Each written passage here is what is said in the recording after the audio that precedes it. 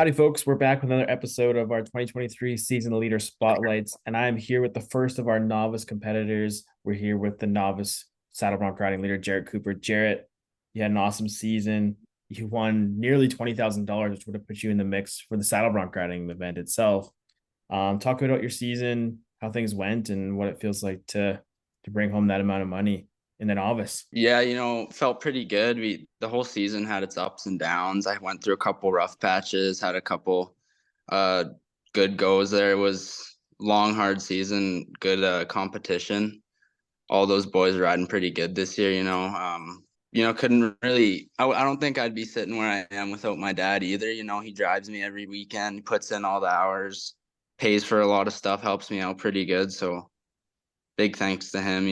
You're from Vernon, BC, which is the interior BC for most folks who don't know, but it kind of adds another element to rodeo, especially pro rodeo in Canada when you're coming from BC, Saskatchewan, even Manitoba, having to travel to mostly Alberta rodeos. How does that add challenges to your rodeo schedule, your mental side of the game? Yeah, it adds a lot of extra unnecessary hours that we got to put in. Like just even getting to Calgary, that's 6 hours right there. And then most of them, you got to go farther north or farther south, or sometimes you got to hit Saskatchewan, even like it's a pretty far drive for us.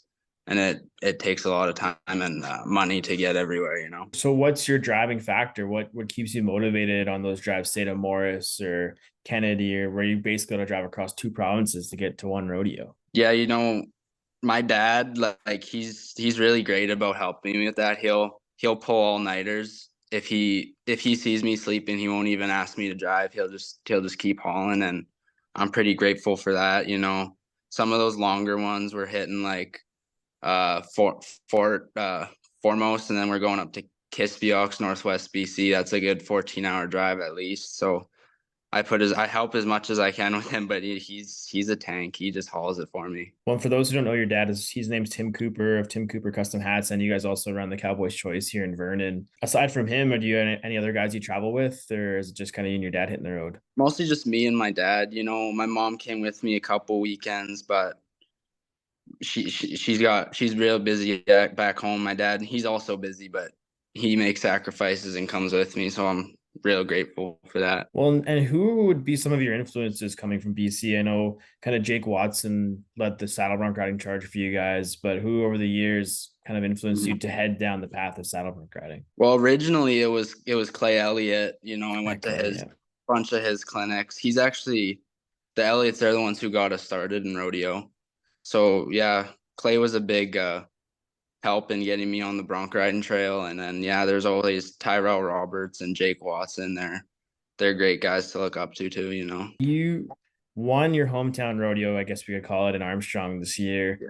Talk a bit about competing there and having one of the biggest rodeos in the country just down the road. You know, that's not something you always get here in BC, is having such a big rodeo near you, and to be able to go in front of the home crowd and make a nice ride and win that was something special. I think, that's pretty cool for me to do that. Something else too, I noticed throughout the season you're entering the open saddle bronc riding along with the novice.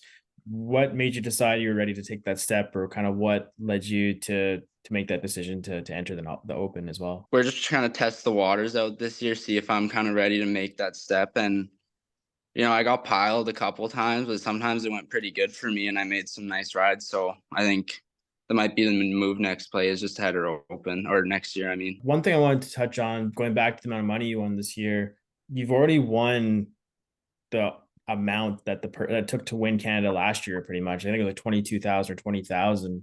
What Yeah. has helped with the increase in the payout in the novice? Like, you guys are making pretty good money. Like I said before I introed this, you would have been right in there in the mix in the saddle bronc riding for the money you won this summer. Yeah, they added in, so all those amateur rodeos, if you're riding in the open there, that's counting for your novice standings. So we were hitting, like, all the guys were hitting like 5 different circuits, like 4 or 5 rodeos a weekend, really trying to make all that money. Because like last year, like Colton Powell, he just out rodeoed everyone and just destroyed us. So we all put in a little more effort and all hit the road. So it was good. A lot of more competition.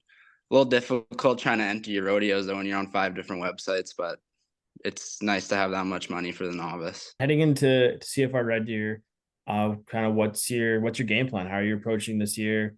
You came up a little short last year for coming in third. Obviously the title is the focus this year. Yeah, I'm just gonna go in each night, just trying to win that round, see how good it goes. Sometimes you get not a great draw, sometimes you get the right draw. We'll just play it out, see how it goes. Thanks for the time, Jaret. Wish you the best of luck here at the CFR. And congratulations on winning the year-end title. It's a huge, huge feat, no matter what. And this has been the latest episode of our 2023 season leader spotlights. And stay tuned for more as we approach the start of CFR Red Deer. Thanks, Jaret. Yep, thank you.